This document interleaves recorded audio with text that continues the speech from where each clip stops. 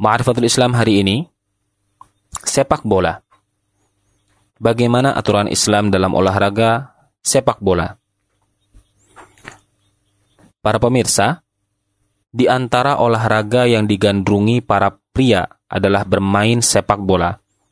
Di setiap penjuru negeri, dari kota hingga ke desa, menggemari olahraga yang satu ini, dalam Islam, hukumnya mubah, boleh.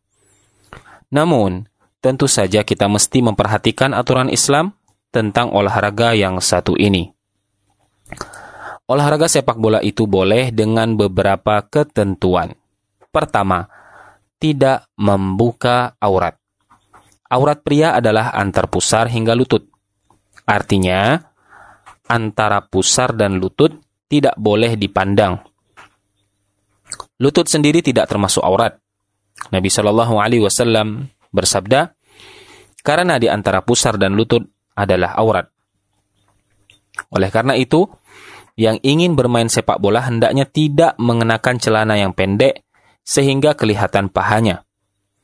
Syekh Abdul Muhsin Al-Ubaikan, ulama senior di Saudi Arabia, ditanya mengenai hukum bermain sepak bola oleh orang awam dan kapan terlarang. Lalu apa batasan pakaian yang dibolehkan? Beliau menjawab, bermain sepak bola itu boleh, akan tetapi harus menutup aurat antara pusar dan lutut. Wallahu a'lam. Kedua, bermain bola tidak dengan taruhan. Alasannya, karena Nabi Shallallahu Alaihi Wasallam hanya membolehkan musabaqah, perlombaan dengan taruhan pada perkara tertentu saja. Perkara tersebut adalah yang dapat menegakkan Islam, yaitu sebagai sarana untuk latihan berjihad. Perlombaan dengan taruhan yang dibolehkan sebagaimana yang disebutkan dalam hadis Abu Hurairah, tidak ada taruhan kecuali dalam perlombaan memanah, pacuan unta, dan pacuan kuda. Sebagian ulama memperbolehkan lagi perlombaan yang dibolehkan dengan taruhan, yaitu perlombaan menghafal Al-Quran, hadis, dan berbagai macam ilmu agama. Karena menghafal di sini dalam rangka menjaga langgengnya ajaran Islam sehingga bernilai sama dengan lomba pacuan kuda atau lomba memanah.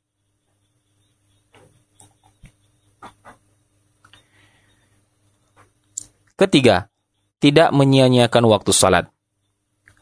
Ini juga harus diperhatikan karena pria punya kewajiban salat dan punya kewajiban berjamaah di masjid.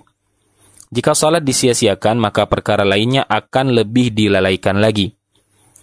Amirul Mukminin Umar bin Khattab radhiyallahu anhu mengatakan, sesungguhnya di antara perkara penting bagi kalian adalah salat. Barang siapa yang menjaga salat, berarti dia telah menjaga agamanya. Barang siapa yang menyia-nyiakannya, maka untuk amalan lainnya akan lebih disia-siakan lagi. Tidak ada bagian dalam Islam bagi orang yang meninggalkan salat. Keempat, tujuan bermain sepak bola adalah untuk membugarkan badan. Tujuan bermain pun jelas, untuk melatih fisik, membugarkan badan sebagaimana kita melakukan olahraga-olahraga lainnya. Yang kelima, tidak sampai menyia-nyiakan waktu. Bermain bola haruslah memperhatikan waktu, jangan sampai waktu kita jadi sia-sia karena seringnya bermain bola setiap saat. Nabi Shallallahu Alaihi Wasallam bersabda, "Min husnil Islamil mar'i tarkuhu ma la ya'nih." Di antara tanda kebaikan Islamnya seseorang adalah meninggalkan hal yang tidak bermanfaat baginya.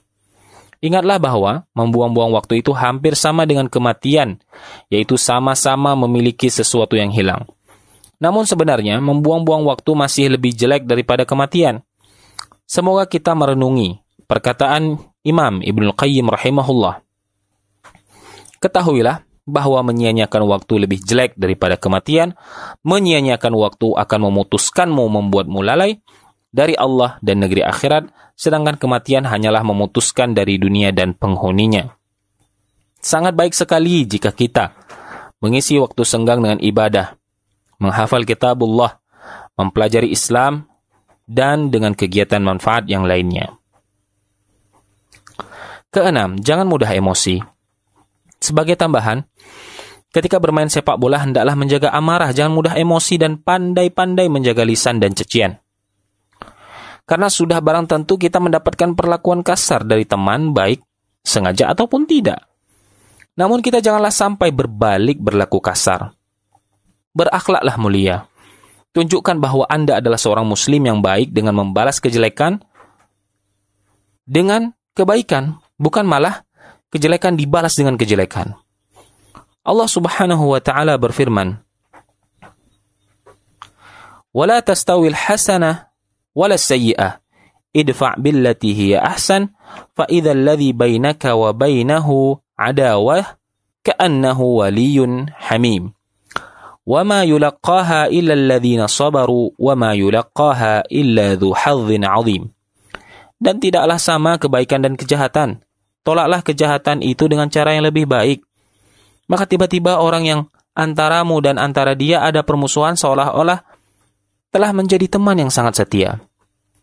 Sifat-sifat yang baik itu tidak dianugerahkan melainkan kepada orang-orang yang sabar, dan tidak dianugerahkan melainkan kepada orang-orang yang mempunyai keuntungan yang besar. Sahabat mulia, Ibnu Abbas radhiyallahu anhu mengatakan, Allah memerintahkan kepada orang beriman untuk bersabar ketika ada yang membuat marah, membalas dengan kebaikan jika ada yang buat jahil, dan memaafkan ketika ada yang berbuat jelek. Jika setiap hamba melakukan semacam ini, Allah akan melindunginya dari gangguan setan dan akan menundukkan musuh-musuhnya. Malah yang semula bermusuhan bisa menjadi teman dekatnya karena tingkah laku baik semacam ini. Imam Ibnu Katsir rahimahullah mengatakan, namun yang mampu melakukan seperti ini adalah orang yang memiliki kesabaran.